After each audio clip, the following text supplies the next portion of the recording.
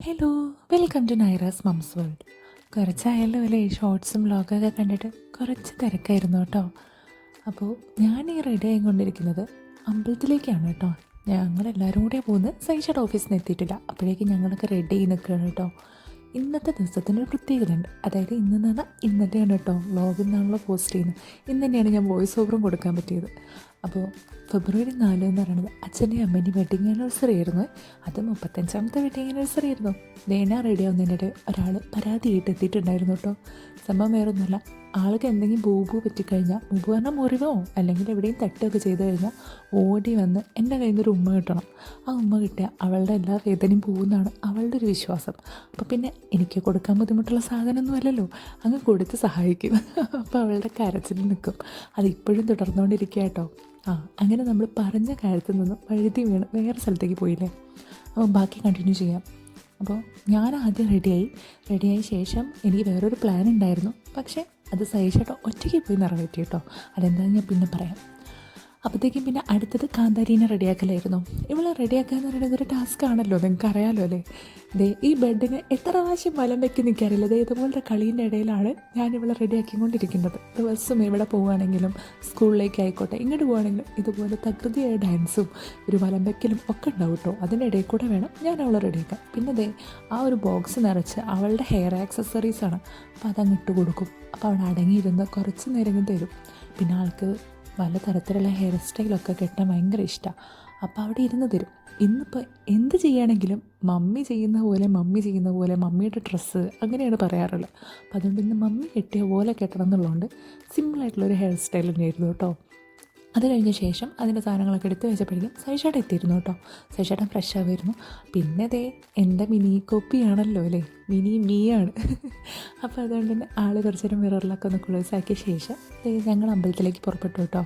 പക്ഷെ പോകാൻ നേരമായപ്പോൾ കനിമോളെ മുഖം പിന്നെയും വാടി. വേറൊന്നുമല്ല, എവിടെ പോവുകയാണെങ്കിലും TV ഓഫാക്കരുത്, TV അവിടെ പോസ് ചെയ്ത് വെക്കണം. അവൾ കാണുന്നത് തിരിച്ച് വന്നു കഴിഞ്ഞാൽ അതേപടി പിന്നെയും കാണണം, അതാണ് വാശി. അപ്പം അതിന് ഞങ്ങളാരും സമ്മതിക്കാറില്ല. അപ്പോൾ അതിന് ഇപ്രാവശ്യം പപ്പേനെ ആയിട്ടായിരുന്നു ഉടക്കായത് കേട്ടോ. പിന്നെ അത് ആ വാശി കുറച്ച് നേരത്തേക്ക് ഉണ്ടായിരുന്നു. അങ്ങനെ ഞങ്ങളിതേ അമ്പലത്തിലേക്ക് പോയിക്കൊണ്ടിരിക്കുകയാണ്. അപ്പോൾ പോണ വഴിയിലെല്ലാം ഉണ്ടായിരുന്ന സംസാരം 35ാമത്തെ വാർഷികം ഇവിടെ ബഹ്റൈനിലാവുന്ന അവരും ഞങ്ങളും ഒട്ടും എക്സ്പെക്റ്റ് ചെയ്തിട്ടില്ല. പിന്നെ പാരൻസിനെ സംബന്ധിച്ച് അവരുടെ മക്കളെ കൂടെ ഏതായിക്കോട്ടെ, ഇനി ബർത്ത്ഡേ ആയിക്കോട്ടെ, ആനിവേഴ്സറി ആയിക്കോട്ടെ, വിഷു ആയിക്കോട്ടെ, ഓണമായിക്കോട്ടെ, അത് മക്കളുടെ അടുത്തുണ്ടെന്നുണ്ടെങ്കിൽ അവർക്ക് ഭയങ്കര സന്തോഷമാവുമല്ലോ. അപ്പോൾ ആ കാര്യം പറഞ്ഞുകൊണ്ട് തന്നെയായിരുന്നു കേട്ടോ ഞങ്ങൾ വണ്ടിയിലിരുന്നിരുന്നത്. പിന്നെ ദുബായിലെ ടെമ്പിളിനെ പറ്റിയിട്ടൊക്കെ അവർ പറയുമായിരുന്നു കണ്ടിരുന്ന കാര്യങ്ങളെക്കുറിച്ചൊക്കെ. അങ്ങനെ വർത്തമാനം പറഞ്ഞ് ഞങ്ങൾ അമ്പലത്തിലെത്തിയിട്ടോ. ഇവിടുത്തെ കൊച്ചു ഗുരുവായൂർ ക്ഷേത്രം എന്നാണ് പറയുക കേട്ടോ. അങ്ങനെ ഞങ്ങൾ അമ്പലത്തിലെത്തിയപ്പോൾ കനിമോള് കുറച്ച് ഉഷാറായിട്ടോ. അവിടുത്തെ ചുറ്റുപാട് കാണുമ്പോൾ നിങ്ങൾക്ക് മനസ്സിലാവും. അമ്പലത്തിനുള്ളിൽ നമുക്ക് വീഡിയോ ഷൂട്ട് ചെയ്യാനൊന്നും പാടില്ല കേട്ടോ. അപ്പോൾ അവർ അമ്പലം കണ്ടിട്ട് ആ ഒരു പരിസരം ചുറ്റുപാടൊക്കെ നല്ല ഭംഗിയുണ്ട്, നല്ല എന്താ പറയുക പീസ്ഫുള്ളായിട്ടുള്ളൊരു ഭാഗമാണെന്നൊക്കെ പറയുമായിരുന്നു കേട്ടോ. അതിനിതേ ഞങ്ങളെല്ലാവരും കയ്യും കാലൊക്കെ കഴുകി ഉള്ളിൽ പോയി തൊഴാൻ നിൽക്കണം കേട്ടോ. അപ്പോൾ തൊഴുതിന് ശേഷം ഇനി കാണാം.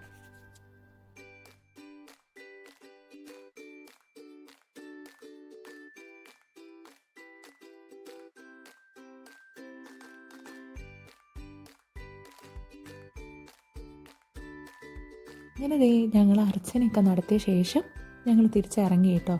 ഇറങ്ങിയ ശേഷം പിന്നീടുള്ള വർത്താനൊക്കെ ഞങ്ങളിങ്ങനെ ഓരോ പൂജകളെ പറ്റിയൊക്കെ അവിടെ ചോദിച്ചിരുന്നു. അപ്പോൾ അതൊക്കെ നടത്താൻ പറ്റുന്നുള്ള കാര്യമൊക്കെ ഞങ്ങൾ സഹിച്ചേട്ടനോടും അച്ഛനോടൊക്കെ ഇങ്ങനെ പറഞ്ഞുകൊണ്ടിരിക്കുകയായിരുന്നു കേട്ടോ.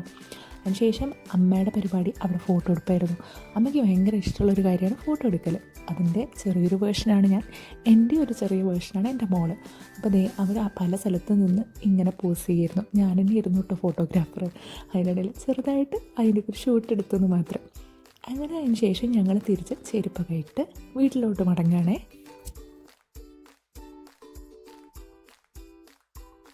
പിന്നെ അമ്മ കഴിക്കുന്നത് ഇവിടുത്തെ കൽക്കണ്ടും മുന്തിരിയാണ് കേട്ടോ, പ്രസാദമായിട്ട് കിട്ടിയിരുന്നു. അപ്പോൾ അത് കഴിച്ചുകൊണ്ടിരിക്കുകയാണ്. കനിമോൾ അതിന് വേണ്ടി ഭയങ്കര തല്ലായിരുന്നു കാറിലിരുന്നിട്ട്. പിന്നെ ഞങ്ങൾ അടുത്ത പരിപാടി എന്ന് പറയുന്നത് ഫുഡ് ഓർഡർ ചെയ്യലായിരുന്നു കേട്ടോ. ആനിവേഴ്സറി അല്ലേ, അപ്പോൾ പിന്നെ സ്പെഷ്യലായിട്ടുള്ള ഫുഡൊക്കെ ആയിക്കോട്ടെ എന്ന് വിചാരിച്ചു. ഞങ്ങൾ പിന്നെ നേരെ വിട്ടത് വീട്ടിലേക്ക് തന്നെയാണ് കേട്ടോ. കാരണം കനിമോൾക്ക് റിപ്പബ്ലിക് ഡേയുടെ ഭാഗമായിട്ടുള്ള പരിപാടി വരുന്നുണ്ടെന്ന് ഞാൻ പറഞ്ഞിരുന്നു. അപ്പോൾ അത് ഈ വരുന്ന വ്യാഴാഴ്ചയാണ്. അപ്പോൾ തണുപ്പും കാറ്റൊക്കെയാണല്ലോ, ഇതൊക്കെ കൊണ്ട് അവൾക്ക് വയ്യാതെ വന്നു കഴിഞ്ഞാൽ അവളുടെ ഡാൻസ് ആകെ കൊളാവും. അതുകൊണ്ട് ഞങ്ങളിപ്പോൾ നിലവിൽ എവിടെയും പോവാതിരിക്കുന്നത് ഈ ഒരു കാരണം കൊണ്ടാട്ടോ. അപ്പോൾ ആ ഒരു പരിപാടി ഇനി വരുന്നുണ്ട്. അപ്പോൾ ആളും അതിൻ്റെ ഒരു ത്രില്ലിലാട്ടോ. ഇപ്പോൾ ദേ ഈ കോപ്രായം കാണിക്കുന്നത് ആളും ഉഷാറായിട്ടുണ്ട്. അമ്പലത്തിൽ പോയി ആ കൽക്കണ്ട മുന്തിരിയൊക്കെ കിട്ടി തൊഴുതൊക്കെ കഴിഞ്ഞപ്പോഴേക്കും ആളും ഉഷാറായി. പിന്നെ ഇത് ഈ മറിഞ്ഞ് നിൽക്കുന്നതൊക്കെ ഞാൻ ഷൂട്ട് ചെയ്യുന്നു എന്നുള്ളതുകൊണ്ടാട്ടോ. സൈഷേട്ടൻ എന്തേ മുന്നിൽ ഓടുന്നത് എന്താ വെച്ചാൽ ഞങ്ങളെ കാത്ത് അവിടെ സ്വിഗ്ഗിക്കാരൻ നിൽക്കുന്നുണ്ടായിരുന്നു. ഞങ്ങളും പുള്ളിയും ഏകദേശം ഒരേ സമയത്താണ് എത്തിപ്പെട്ടത്. അതുകൊണ്ട് വലിയ കുഴപ്പമില്ല കേട്ടോ. അങ്ങനെ ഞങ്ങളിതേ പുള്ളിയുടെ കയ്യിൽ നിന്ന് ഫുഡൊക്കെ വാങ്ങി ഞങ്ങൾ തിരിച്ച് വീട്ടിലേക്ക് കയറുകയാണ്. കയറിയ ശേഷം അടുത്ത പരിപാടി കേക്ക് കട്ടിങ് ആയിരുന്നു. ഇതിനാണ് ഞാൻ നേരത്തെ പറഞ്ഞിരുന്നത് ഞാൻ നേരത്തെ റെഡി ആയത് വേറൊരു കാര്യത്തിന് വേണ്ടിയിട്ടായിരുന്നു എന്നുള്ളത്. പക്ഷേ സൈഷയുടെ ഒറ്റയ്ക്ക് പോയി അത് ചെയ്തു എന്ന് പറഞ്ഞില്ലേ, അതിതായിരുന്നു കേട്ടോ. കേക്ക് വാങ്ങാൻ പോകാൻ ഞാനും കൂടെ പോകാൻ വിചാരിച്ചിരുന്നു. പക്ഷേ സമയത്തിൻ്റെ ബുദ്ധിമുട്ട് കാരണം സൈഷയുടെ ഒറ്റയ്ക്ക് പോയി വാങ്ങിയിരുന്നു. അപ്പോൾ അതേ കേക്കൊക്കെ വാങ്ങി വന്ന് ഞങ്ങളിതാ മുറിക്കാൻ റെഡി ചെയ്ത് നിൽക്കണേ.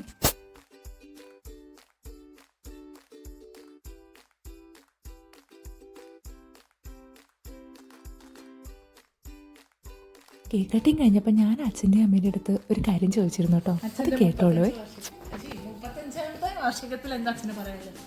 ഇത് ഞങ്ങളുടെ 35ാമത്തെ വെഡിങ് ആനിവേഴ്സറി. അത് ഏറ്റവും സന്തോഷപ്രദമായി. കാരണം എൻ്റെ പ്രിയപ്പെട്ട മരുമകനും ഫാമിലിയും താമസിക്കുന്ന മോള് ശ്രീമോള് കൂടാതെ കനിമോൾക്കൊപ്പം ബഹ്റിനിൽ വെച്ച് യാദൃശ്ചികമായിട്ട് ഇന്നത്തെ പ്രാവശ്യത്തെ വെഡിങ് ആനിവേഴ്സറി ആഘോഷിക്കാൻ പറ്റിയത് ഒരുപാട് സന്തോഷം. അതുപോലെ അതിഗംഭീരമായിട്ട് നമ്മുടെ കുട്ടികൾ കൊണ്ടാടി. ഞങ്ങൾ ഗുരുവായൂർ ഇവിടെ ഒരു അമ്പലമുണ്ട്, അമ്പലത്തിൽ പോയി തൊഴുതു. കഴിഞ്ഞിട്ട് കേക്ക് മുറിച്ചു. ഇതാ അടിപൊളി ഭക്ഷണം, മന്തി അടക്കമുള്ള ഭക്ഷണങ്ങൾ ഓർഡർ ചെയ്തിട്ടുണ്ട്. എന്തായാലും സന്തോഷം. എൻ്റെ ഒരുപാട് ഫ്രണ്ട്സ് വിഷ് ചെയ്തിട്ടുണ്ട്. അപ്പോൾ അവരോട് എന്താ പറയുക, എല്ലാവരോടും നമുക്ക് നമ്മളെ അനുഗ്രഹിക്കുക. എല്ലാവർക്കും ഞങ്ങളുടെ നന്ദി, ഹൃദയം നിറഞ്ഞ നന്ദി, ആശംസകൾ അറിയിച്ച എല്ലാവർക്കും ഹൃദയത്തിൽ തൊട്ട നന്ദി രേഖപ്പെടുത്തുന്നു. Okay, thank you very much. ഇനി അമ്മയ്ക്ക് എന്താ പറയുക? 35 വർഷത്തെ എനിക്ക് വാസേട്ടൻ പറഞ്ഞ മാതിരി തന്നെ ഞങ്ങൾ തീരെ ഒട്ടും പ്രതീക്ഷിക്കാത്ത ഒരു വിവാഹ വാർഷിക ആഘോഷമായിരുന്നു ഈ 35ാമത്തെ. വളരെയധികം സന്തോഷം, മനസ്സ് നിറഞ്ഞു. എനിക്ക് കണ്ണുന്ന വെള്ളം, സന്തോഷം കൊണ്ട് വെള്ളം വരികയാണ്. മകളുടെ അടുത്തും മകളും മരുമകനും ശ്രീകുട്ടി സജീഷും ഞങ്ങളെ നന്നായി ആനിവേഴ്സറി ആഘോഷം നല്ലോണം ഞങ്ങൾ വിചാരിക്കാത്ത രീതിയിൽ തന്നെ ഒക്കെ ചെയ്തു. ഞങ്ങളിവിടെ അമ്പലത്തിൽ വൈകുന്നേരം എല്ലാവരും കൂടി പോയി നല്ല ഹൃദയം മനസ്സറിഞ്ഞ് അങ്ങനെ നിറഞ്ഞ് തൊഴല്ലേ ദൈവത്തിനെ വിചാരിച്ചു. എല്ലാവർക്കും നല്ലത് വരട്ടെ. അതുപോലെ തന്നെ ഭക്ഷണം വൈകുന്നേരത്തെ ഭക്ഷണം നല്ലൊരു ഭക്ഷണമാണ്. പിന്നെ ശ്രീകുട്ടിയുടെ ഫ്രണ്ട്സ് ഞങ്ങളെ വിഷ് ചെയ്തു എന്ന് ശ്രീകുട്ടി പറഞ്ഞിട്ട് അറിഞ്ഞു. അതിലും സന്തോഷം. എല്ലാവരും അനുഗ്രഹവും ഞങ്ങളുടെ കൂടെ ഉണ്ടാവട്ടെ. പിന്നെ അവരോട് ഞങ്ങൾ നന്ദി പറയണം. മക്കളെ എല്ലാവരും സന്തോഷമായി. എൻ്റെ മക്കൾക്ക് അതുപോലെ ദീർഘായുസ് ഉണ്ടാവട്ടെ ദൈവത്തിനോട് വിചാരിക്കുന്നു. എപ്പോഴും വാസേട്ടനും മക്കൾക്ക് അതേ വിചാരിക്കാറുള്ളൂ എപ്പോഴും മനസ്സിൽ. ഇപ്പോൾ മനസ്സിലായല്ലോ അല്ലേ ആ തമിഴിലെ കരച്ചിൽ എന്താണെന്നുള്ളത്. അതിനുശേഷം ഞങ്ങൾ മെയ്യഴകൻ മൂവിയൊക്കെ കണ്ടിട്ട് ഞങ്ങൾ 5 പേരും ഒരുമിച്ചിരുന്ന് ഭക്ഷണം കഴിക്കുകയായിരുന്നു കേട്ടോ. കേക്കൊക്കെ ഡിസ്ട്രിബ്യൂട്ട് ചെയ്യാനുണ്ടായിരുന്നു. ഞാൻ അതുകൊണ്ട് ആ ഡ്രസ്സൊന്നും മാറ്റാതെ എല്ലാവർക്കും പോയി കേക്കൊക്കെ കൊടുത്ത ശേഷം ഞങ്ങൾ ഒരുമിച്ചിരുന്ന് ഭക്ഷണം കഴിച്ച് ഹാപ്പി ആയിട്ട് കിടന്നുറങ്ങി.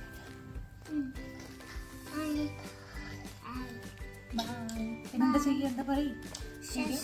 വീഡിയോ ഷെയർ ചെയ്യണം, സബ്സ്ക്രൈബ് ചെയ്യണം, ലൈക്ക് ചെയ്യണം.